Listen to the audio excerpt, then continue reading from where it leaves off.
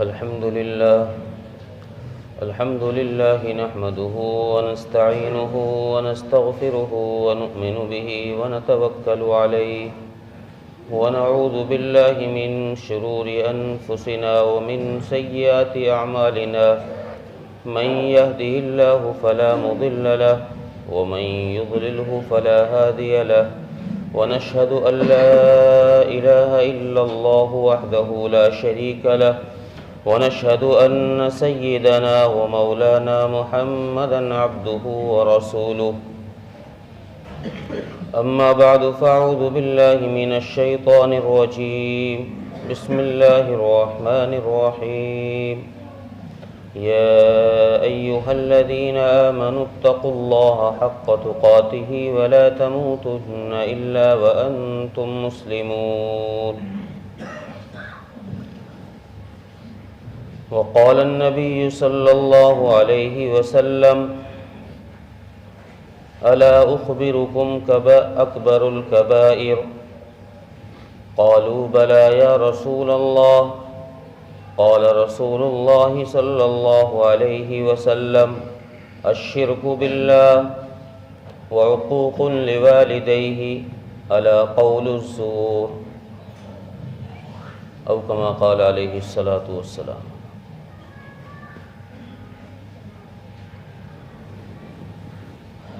محترم عزیزو بزرگو، غیور نوجوان دوستوں اور بھائیو،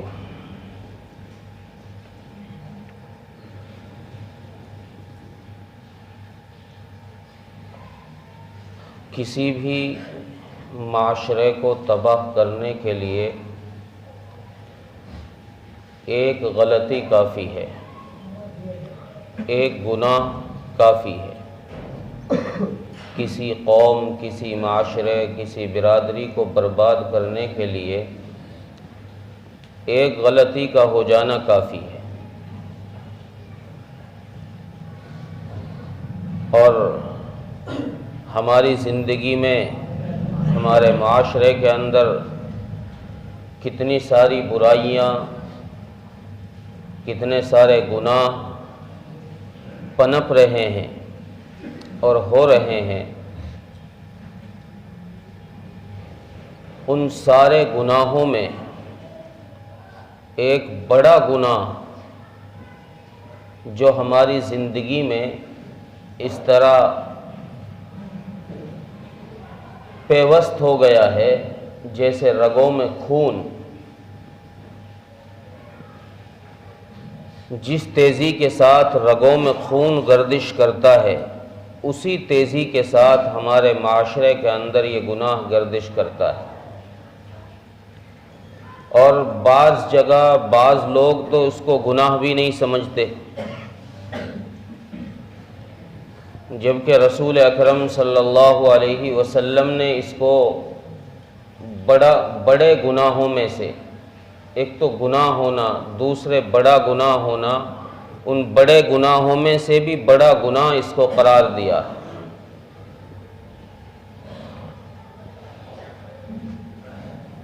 جس کے بارے میں خود قرآن کریم نے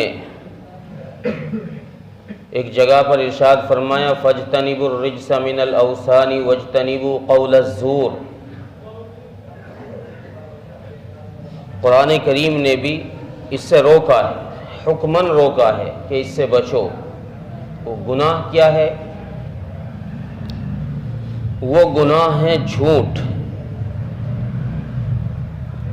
یہ ایسا عام گناہ ہے جس کو بعض دفعہ انسان گناہ بھی تصور نہیں کرتا، زبان سے لفظ نکل بھی جاتا ہے اور انسان کو محسوس بھی نہیں ہوتا کہ میں نے گناہ بھی کیا ہے، میں نے جھوٹ بھی بولا ہے۔ امام غزالی رحمۃ اللہ علیہ کی ایک کتاب ہے احیاء العلوم، مشہور کتاب۔ اس کتاب کے اندر حضرت امام غزالی رحمۃ اللہ علیہ فرماتے ہیں کہ انسان کی زبان سے نکلنے والے غلط الفاظ،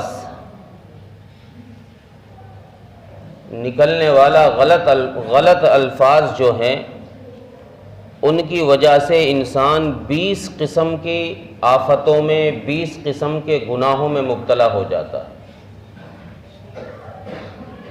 اور ان میں سے سب سے بڑا انہوں نے بتایا کہ انسان جھوٹ کے اندر مبتلا ہو جاتا ہے۔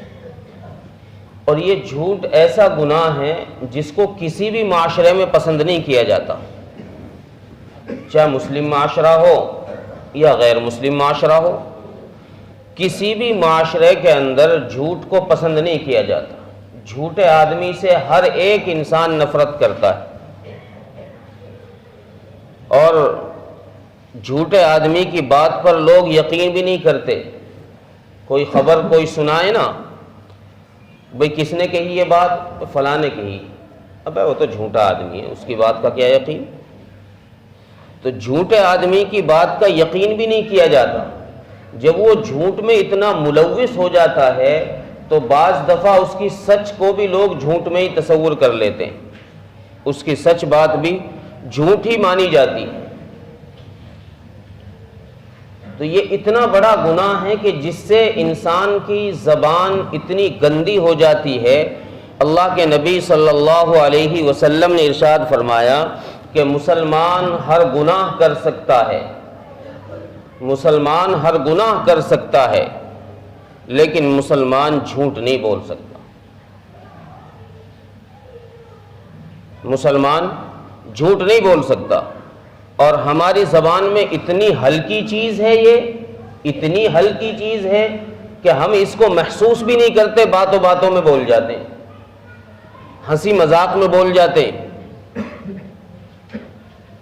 جھوٹے آدمی جس کی زبان پر جھوٹ جاری ہو جائے، اس آدمی کی دعا بھی اللہ تبارک و تعالی قبول نہیں فرماتے۔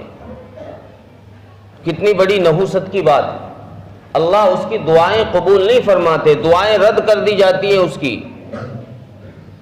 اور اس جھوٹ کو آپ اندازہ لگائیں، رسول اکرم صلی اللہ علیہ وسلم نے کن بڑے گناہوں کے ساتھ اس کا ذکر فرمایا۔ صحیح بخاری کی حدیث ہے، رسول اکرم صلی اللہ علیہ وسلم نے ارشاد فرمایا، الا اخبرکم اکبر الکبائر۔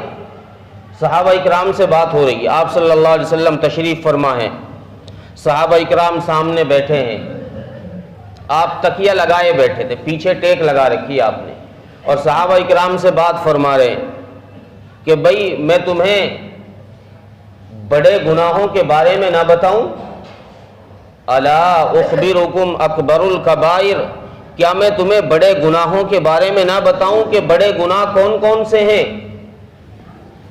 صحابہ اکرام رضوان اللہ علیہم اجمعین نے ارشاد فرمایا، قالوا بلا یا رسول اللہ، اللہ کے نبی کیوں نہیں، آپ ارشاد فرمائیے، آپ ارشاد فرمائیں، ہم سننا چاہتے ہیں، پتہ تو چلے بڑے گناہ کون کون سے ہیں، ہمارے علم میں آئے تاکہ ہم ان سے بچیں۔ صحابہ اکرام رضوان اللہ علیہم اجمعین رسول اللہ صلی اللہ علیہ وسلم سے اس لیے بات دریافت کرتے تھے کہ تاکہ اس پر عمل کیا جائے، عمل کی نیت سے صحابہ اکرام بات سنا کرتے تھے۔ اور ہمارے یہاں مقرر کی بات کو کان کے مزے کے لیے سنا جاتا ہے، اچھی لچھے دار تقریر کر رہا ہے تو بہت اچھا ہے، بہت اچھا بیان کر رہا ہے، اور اگر سادہ لفظوں میں کہی جائے بات، زیادہ تڑک پھڑک اس میں نہ ہو تو ارے یہ تو کوئی تقریر ہی نہیں ہوئی، عمل کی نیت سے بات نہیں سنی جاتی۔ صحابہ اکرام عمل کی نیت سے بات سنتے تھے۔ فرمائے یا رسول اللہ، ارشاد فرمائیں آپ صلی اللہ علیہ وسلم نے ارشاد فرمایا، الشرک باللہ، سب سے بڑا گناہ اللہ کی ذات کے ساتھ شریک کرنا ہے، کسی مخلوق کو اللہ کی صفات میں اس کے ساتھ ساجھی بنانا، کسی مخلوق کی اللہ کی ذات کی طرح عبادت کرنا، اور اسی میں داخل ہے کسی قبر والے کو جا کر اس کی قبر پر جا کر اس سے دعائیں کرنا، اس سے مدد مانگنا، اس سے منت ماننا، یہ بھی اسی گناہ، اسی جرم میں داخل ہے جس کو آپ صلی اللہ علیہ وسلم نے بڑا گناہ بتایا۔ اکبر الکبائر، بڑے گناہوں میں بھی بڑا گناہ۔ الشرک باللہ کہ اللہ کی ذات کے ساتھ کسی کو شریک ٹھہرانا۔ دوسری بات رسول اکرم صلی اللہ علیہ وسلم نے ارشاد فرمائی عقوق لوالدیہ، ماں باپ کی نافرمانی کرنا، اور ماں باپ کی نافرمانی کرنے سے مراد اطاعت کے فرما برداری والے کام ہیں۔ اگر ماں باپ کسی اطاعت کے کام کی حکم دے، کسی اچھے کام کے کرنے کے لیے کہے، کسی شریعت کے مطابق کام کرنے کے لیے کہے تو اس پر عمل کیا جائے، اس کی مخالفت نہ کی جائے۔ شریعت اس بات کی قطعاً اجازت نہیں دیتی کہ ماں باپ کوئی غیر شرع کام کا حکم اولاد کو دیں، تو شریعت کہتی ہے لا طاعتی کہ پھر ماں باپ کی اطاعت نہ کی جائے۔ لا طاعت الخالق فی معصیت المخلوق، لا طاعت المخلوق فی معصیت الخالق کہ اللہ کی نافرمانی کے کاموں میں مخلوق کی اطاعت نہیں ہے، پھر بات نہ مانی جائے۔ شریعت کا حکم صرف ان چیزوں میں ہے جو شریعت کے مطابق ہیں۔ ماں باپ اگر اولاد کو چوری کرنے کے لیے کہیں، ماں باپ اولاد کو اگر نماز چھوڑنے کے لیے کہیں، ماں باپ اولاد کو رشوت دینے کے لیے کہیں، تو ان کاموں میں حکم نہیں ماننا، یہ خلاف شرع کام ہے۔ شریعت حکم دیتی ہے جو شریعت کے موافق کام ہے ان پر عمل کیا جائے۔ تیسری بات صحابہ کرام فرماتے ہیں کہ رسول اللہ صلی اللہ علیہ وسلم نے یہ دو باتیں جب ارشاد فرمائی تو آپ ٹیک لگا کے بیٹھے تھے، پیچھے تکیے کا آپ نے ٹیک لگا رکھا تھا۔ جب آپ نے تیسری بات ارشاد فرمائی تو آپ نے ٹیک ہٹا دی اور آگے کو ہو کے بیٹھ گئے، آگے کو ہو کر بیٹھ گئے اور فرمایا الا قول الزور، الا قول الزور، الا قول الزور۔ 3 مرتبہ یہ بات ارشاد فرمائی، صحابہ اکرام کو مخاطب کر کے فرمایا کہ جھوٹ، ایک جھوٹ بولنا، جھوٹ بولنا یہ سب سے بڑے گناہ ہیں۔ شریعت جھوٹ کی کسی بھی حال میں اجازت نہیں دیتی، اور ہمارا معاشرہ جس حال سے گزر رہا ہے، جس دور سے گزر رہا ہے، بیٹا باپ کے سامنے جھوٹ بول رہا ہے، باپ بیٹے کے سامنے جھوٹ بول رہا ہے، ماں بیٹی کے سامنے جھوٹ بول رہی ہے، بیٹی ماں کے سامنے جھوٹ بول رہی ہے، اور احساس تک نہیں ہو رہا کہ ہم کر کیا رہے ہیں، ہم کر کیا رہے ہیں۔ معاشرے کے اندر اتنی بری طرح سے یہ وبا پھیل چکی ہے، جھوٹے سرٹیفکیٹ بنواتے ہیں، جھوٹے سرٹیفکیٹ بنانا، کسی آدمی کی ذات کا سرٹیفکیٹ بن رہا ہے، کسی کی صحت کا سرٹیفکیٹ بن رہا ہے، دنیا بھر کے سرٹیفکیٹ ہیں، اور لوگ جا کر یوں ہی کسی پہ بنوا کر لے آتے ہیں، کسی کو 200 روپے دیے، 500 دیے، وہ بنا دیتا ہے، اس کو پتہ ہی نہیں ہے کہ ہے کیا یہ آدمی، اور وہ بنا رہا ہے سرٹیفکیٹ۔ یہ جھوٹ ہے، اس سے اجتناب ضروری ہے۔ قرآن کا حکم اسی کے لیے ہے فَاجْتَنِبُوا الرِّجْسَ مِنَ الْأَوْثَانِ وَاجْتَنِبُوا قَوْلَ الزُّورِ، جھوٹی بات کہنے سے بچو۔ شریعت نے جھوٹ کی کسی حال میں اجازت نہیں دی، کسی حال میں۔ اور اب جھوٹ کا معاملہ اتنا عام ہو گیا، کیا حاجی، کیا نمازی، کیا پڑھے لکھے، کیا ان پڑھ، سب کا حال برابر ہے، سب کا حال برابر۔ حضرات صحابہ کرام رضوان اللہ علیہم اجمعین کے زمانے میں جھوٹ کا نام و نشان تک نہیں تھا، جانتے تک نہیں تھے جھوٹ کیا چیز ہے، اتنا اجتناب تھا۔ شریعت نے کچھ مواقع ایسے رکھے ہیں کہ انسان کی اگر کہیں جان پر بن پڑے، کہیں جان جانے کا خطرہ ہو، تو شریعت کہتی ہے کہ سب سے پہلے تو وہاں ایسے الفاظ استعمال کرو کہ جو توریہ کہلاتے ہیں، الفاظ سن کر سامنے والا کچھ معنی سمجھے اور تمہاری مراد کچھ اور ہو۔ اگر اس سے بھی بات نہ بنے، پھر بات کا درجہ ہے۔ اگلا درجہ ہے دوسری بات کا. سب سے پہلی چیز یہ ہے اگر کہیں پر جان کی بازی، جان کے جانے کا خطرہ ہے تو وہاں تمہیں اتنی اجازت شریعت دیتی ہے کہ وہاں لفظ کنایہ استعمال کر لو، لفظ توریہ استعمال کر لو. میں اس کی ایک دو مثالیں آپ کے سامنے رکھتا ہوں. حضرت ابو بکر صدیق رضی اللہ تعالی عنہ جب رسول اکرم صلی اللہ علیہ وسلم کے ساتھ سفر ہجرت پر تھے، آپ صلی اللہ علیہ وسلم کے ساتھ جب مدینہ منورہ کی ہجرت کی حضرت ابو بکر نے، روایات میں ہے کہ حضرت ابو بکر کے ساتھ رسول اللہ صلی اللہ علیہ وسلم تھے، ایک شخص اور ایک خادم تھا، اور یہ سفر پر نکلے، ہجرت کے لیے نکلے تو راستے میں کوئی حضرت ابو بکر صدیق رضی اللہ عنہ کا جاننے والا حضرت ابو بکر سے مل گیا.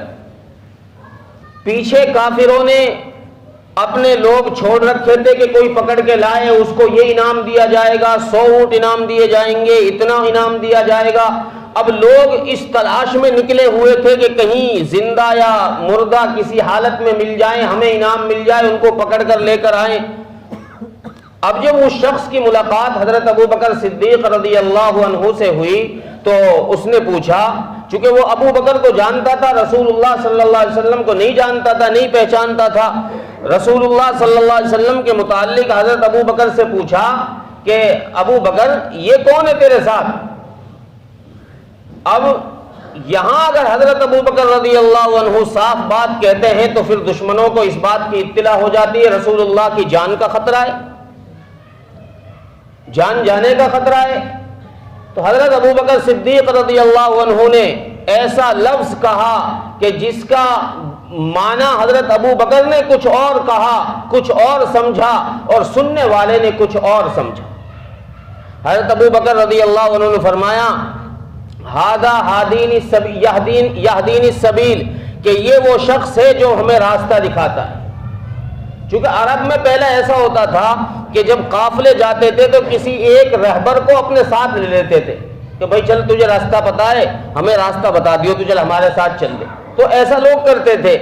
تو حضرت ابو بکر رضی اللہ عنہ کی منشا تو یہ تھی کہ یہ وہ شخص ہے جو ہمیں جنت کا راستہ دکھاتا ہے، جو ہمیں صراط مستقیم پر چلاتا ہے، جو ہمیں شریعت کا راستہ بتاتا ہے. لیکن سامنے والا سمجھا وہ معنی کہ یہ کوئی راستہ بتانے والا ہے، اس لیے حضرت ابو بکر رضی اللہ عنہ نے یہاں ایسا لفظ استعمال فرمایا کہ جھوٹ بھی نہیں ہوا، جان بھی بچ گئی. جھوٹ بھی نہیں ہوا، جان بھی بچ گئی. دوسری مثال، یہ تو صحابہ کرام کی مثال. دوسری مثال 1857 کی جنگ میں جب علماء کرام نے انگریز کے خلاف جنگ کا اعلان کیا تو انگریز نے وارنٹ نکالے علماء کرام کے خلاف، نام لکھ لکھ کر کے کہ یہ آدمی بھی اس میں ملوث ہے، یہ بھی ملوث ہے، یہ بھی ملوث ہے. تو انہی وارنٹ نکالنے والوں میں ایک نام حضرت گنگوہی رحمۃ اللہ علیہ کا تھا. حضرت مولانا رشید احمد گنگوہی رحمۃ اللہ علیہ جنگ آزادی کے یہ بڑے سپاہی ہیں. ان کا وارنٹ آ گیا. اب ان کو پکڑ کر کے انگریز پولیس نے جب مجسٹریٹ کے سامنے پیش کیا تو مجسٹریٹ نے ان سے پوچھا کہ بھائی تمہارے پاس ہتھیار ہیں، تم نے جنگ آزادی میں اعلان کیا ہے، تم بھی اس کے سپاہی ہو، تمہارے پاس ہتھیار ہیں؟ تو حضرت گنگوئی چونکہ ولی صفت آدمی تھے، سیدھے سادے آدمی تھے، ان کے ہاتھ میں تسبیح تھی. حضرت گنگوئی رحمت اللہ علیہ نے فرمایا کہ مجسٹریٹ صاحب میرا تو یہ ہتھیار، تسبیح دکھائی مجسٹریٹ کو اور یہ کہا کہ میرا تو یہ ہتھیار ہے. یہ نہیں کہا کہ میرے پاس بندوق نہیں ہے، حالانکہ حضرت کے پاس بندوق تھی لیکن جھوٹ نہیں بولا، فرمایا کہ میرا تو یہ ہتھیار ہے. وہاں سے اللہ نے جب مدد فرمائی، وہاں کوئی دیہاتی آدمی آیا، اس دیہاتی نے کہا کہ ارے تم ہمارے اس مؤذن کو کہاں پکڑ لائے، یہ تو ہماری مسجد کا مؤذن ہے، چھوڑو اسے. تو حضرت گنگوئی رحمت اللہ علیہ کو وہاں سے رہا کر دیا، چھوڑ دیا. اسی طریقے سے حضرت مولانا قاسم نانوتوی رحمت اللہ علیہ کا بھی اس میں نام نکلا وارنٹوں میں. پولیس ڈھونڈنے کے لیے گئی. حضرت مولانا قاسم نانوتوی بڑے علماء میں ہیں، بڑے علماء میں ان کا نام ہے، تو حضرت اس وقت میں دارالعلوم کے اندر ایک مسجد چھوٹی سی آپ حضرات نے دیکھی ہوگی، مسجد چھتا کے نام سے، مدرسے کے بالکل برابر میں چھوٹی سی مسجد لال، اس مسجد میں حضرت مولانا قاسم نانوتوی رحمۃ اللہ علیہ ایک لنگی باندھ رکھی تھی اور سیدھا سا ایک سادہ سا کرتا پہن رکھا تھا۔ انگریز کے سپاہی مسجد میں پہنچے، انگریز کے سپاہی مسجد میں پہنچے، حضرت وہاں مسجد میں بیٹھے ہوئے تھے۔ وہ سپاہی سمجھ رہے تھے بھائی مولانا قاسم تو کوئی بڑا عالم ہوگا، وہ جبہ قبہ، اس کی یہ ٹوپی، یہ شان ہوگی، 10-20 آدمی اس کے پاس ہوں گے۔ تو انہوں نے حضرت کو جب وہاں بیٹھے دیکھا تو سمجھے کوئی مسجد کا خادم ہوگا۔ حضرت سے پوچھا کہ بھئی آپ نے مولانا قاسم نانوتوی کو دیکھا ہے؟ تو حضرت اپنی جگہ سے ایک قدم آگے کو ہٹ گئے، ایک قدم آگے کو ہٹے حضرت مولانا قاسم نانوتوی، ایک قدم چل دی اپنی جگہ سے اور فرمایا کہ ابھی تو یہی بیٹھے تھے، ابھی تو یہی بیٹھے تھے۔ یہ توریہ کے الفاظ ہیں کہ سامنے والا کچھ معنی سمجھے لیکن وہ جھوٹ بھی نہ ہو، شریعت اس کی اجازت دیتی ہے۔ اگر اس سے کام نہ چلتا ہو اس سے کام نہ چلتا ہو تو پھر شریعت کہتی ہے کہ تمہیں اگر جان جانے کا خطرہ ہے یا کسی تم جنگ میں ہو، کافروں سے مقابلہ ہو رہا ہے، تو وہاں تمہیں اجازت ہے کہ تم تھوڑا جھوٹ بول سکتے۔ یا ایک تیسرا مقام ہے، دو آدمیوں کے درمیان صلح کرانے کے لیے تم ہلکا پھلکا جھوٹ بول سکتے، بڑا جھوٹ نہیں، ہلکا پھلکا، چونکہ جھوٹ کے درجے ہیں۔ جو میں نے حدیث آپ کے سامنے پڑھی اس میں اللہ کے نبی نے صلی اللہ علیہ وسلم نے جھوٹ کے درجے بتائے ہیں، ایک حدیث میں اور درجے بتائے ہیں، اس میں بھی ارشاد فرما کہ سب سے بڑا جھوٹ تو اللہ کی ذات کے ساتھ شریک کرنا، دوسرے نمبر پر جھوٹ ہے نبی کی ذات یا نبی کی صفات میں کوئی غلط بیانی کرنا،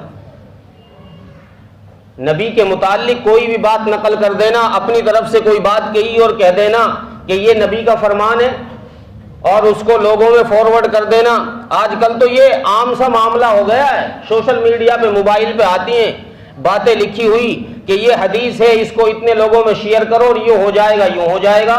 اب لوگ اس کو منٹوں میں لاکھوں لوگوں تک پہنچا دیتے ہیں۔ رسول اللہ صلی اللہ علیہ وسلم نے ارشاد فرمایا من کذب علی متعمدا فلیتبوأ مقعدہ من النار، جس نے جان بوجھ کر مجھ پر جھوٹ لگایا، میرے بارے میں کوئی جھوٹی بات کہی، وہ اپنا ٹھکانہ جہنم میں بنا لے، اس کا ٹھکانہ جہنم ہے۔ اور ہمارے معاشرے میں ماشاءاللہ جھوٹ کا کوئی حساب و کتاب ہی نہیں ہے۔ آدمی جب شام کو بستر پر جائے اپنی زبان سے بولے ہوئے الفاظ کا حساب لگائے کہ میں نے دن میں کتنا جھوٹ بولا ہے، پھر پتہ چلے گا اسے۔ کسی دن سونے کے وقت میں جب سونے کے لیے بستر پر جاؤ تو سارے دن کی باتوں کا حساب لگانا کہ ان میں نے زبان سے کتنے الفاظ صحیح نکالے اور کتنے الفاظ غلط نکالے۔ انسان کی زندگی کو تباہ کر دیتا ہے، آخرت کا نقصان تو ہے ہی، آخرت میں تو اس کا وبال ہے ہی۔ حدیث میں رسول اکرم صلی اللہ علیہ وسلم نے معراج کے سفر میں آپ صلی اللہ علیہ وسلم نے کچھ لوگوں کو دیکھا کہ ان کے جبڑوں کو پکڑ کر چیرا جا رہا ہے، ادھر کا جبڑا پکڑ کر چیرا جاتا ہے گدی تک، یہ صحیح ہوتا ہے تو دوسرا چیرا جاتا ہے پھر گدی تک، ان کے ساتھ یہ حشر ہو رہا ہے، کبھی یہ جبڑا چیرا جا رہا ہے، کبھی یہ جبڑا چیرا جا رہا ہے۔ حضرت جبرائیل علیہ السلام نے حضرت جبرائیل علیہ السلام سے پوچھا کہ جبرائیل یہ کون لوگ ہیں؟ فرمایا یا رسول اللہ یہ وہ لوگ ہیں جو دنیا میں جھوٹ کو عام کرتے تھے، یہ وہ لوگ ہیں جو دنیا میں جھوٹ کو عام کرتے تھے۔ ہم یار دوستوں کی مجلسوں میں بعض دفعہ ہنسانے کے لیے یوں ہی مجلس میں جھوٹ بول دیتے، یار دوستوں کی مجلس لگی ہوئی ہے اور اس میں قہقہے لگ رہے ہیں، اس میں جھوٹ پہ جھوٹ چل رہے، کوئی حساب و کتاب ہی نہیں ہے، کوئی اس کا فکر ذکر ہی نہیں ہے کہ میں کیا کہہ رہا ہوں زبان سے۔ ما يلفظ من قول الا لديه رقيب عتيد، قرآن کہتا ہے اللہ نے جو فرشتے کندھوں پر بٹھا رکھے ہیں دائیں اور بائیں طرف، یہ انتظار میں رہتے ہیں، طاق میں رہتے ہیں کہ زبان سے کب لفظ نکلے اور کب ہم نوٹ کریں۔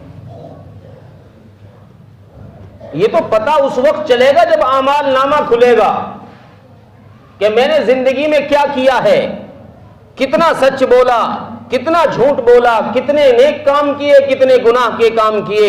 چونکہ نیکی والا فرشتہ سیدھے ہاتھ والا یہ نیکی لکھنے پر مامور ہے، زبان سے جب بھی کوئی اچھی الفاظ، اچھی بات نکلتی ہے یہ فوراً نوٹ کر لیتا ہے، کوئی بری بات نکلتی ہے الٹے کندھے والا یہ فوراً نوٹ کر لیتا ہے۔ اب تو یار دوستوں کو ہنسانے کے لیے دن رات جھوٹ میں مشغول ہے، جب قیامت میں، جب میدان حشر میں اعمال نامہ کھولا جائے گا پھر کہے گا ما لہذا الکتاب لا یغادر صغیرۃ ولا کبیرۃ الا احصاها ووجدوا ما عملوا حاضرا۔ پھر آدمی افسوس کرے گا، ہائے یہ کیا ہو گیا، یہ تو میں نے فلاں جگہ کہا تھا میں بھول بھی گیا، یہ بات بھی اس میں لکھی ہوئی ہے، یہ تو میں نے فلاں مجلس میں کہی تھی یہ بات بھی اس میں لکھی ہوئی ہے، یہ میرے اعمال نامے کو کیا ہو گیا، اس میں تو ساری چیزیں لوٹ ہیں۔ اس لیے عزیز و بزرگوں دوستو، اپنے معاشرے کو سچا بناؤ، اپنی نسلوں کے اندر سچائی کو داخل کرو، اپنی نسلوں میں سچ کی اہمیت بتاؤ، جھوٹ کے نقصان بتاؤ، سچ کے برکات بتاؤ، جھوٹ سے اپنی اولاد کو، اپنی نسلوں کو بچاؤ۔ کسی بھی حال میں، نہ ہنسی میں، نہ مذاق میں، نہ غصے میں، کسی بھی حال میں جھوٹ نہ بولو ان کے سامنے۔ ماں باپ جب جھوٹ سے اجتناب کریں گے تو اولاد خود بخود اجتناب کرنے لگ جائے گی، اور جب ماں باپ ہی اولاد کے سامنے جھوٹ دھڑلے سے بولیں گے تو پھر یہ اولاد بھی ماں باپ کو یوں ہی چٹکیوں میں الو بنا دے گی۔ اس لیے عزیز و بزرگوں دوستو، اپنی آخرت کی فکر کرو اور دنیا میں اپنے معاشرے کی، اپنی دنیا کی زندگی کی فکر کرو۔ جس معاشرے کے اندر جھوٹ عام ہو جاتا ہے وہ معاشرہ دوسرے لوگوں کی نظروں میں گر جاتا ہے، اللہ کی نظروں میں وہ گر جاتا ہے، اور اس معاشرے کے اندر ایسی بے حیائی پیدا ہو جاتی ہے کہ لوگ ان سے نفرت کرنے لگ جاتے ہیں۔ اس لیے اپنے معاشرے کے اندر اپنی زبانوں پر سچ کو لازم پکڑو، سچ کے برکات پھر دیکھو اللہ کیسی عزتوں کے ساتھ نوازتے ہیں، دنیا میں بھی اور آخرت میں بھی۔ اللہ تبارک و تعالی عمل کی توفیق عطا فرمائے۔ وآخر دعوانا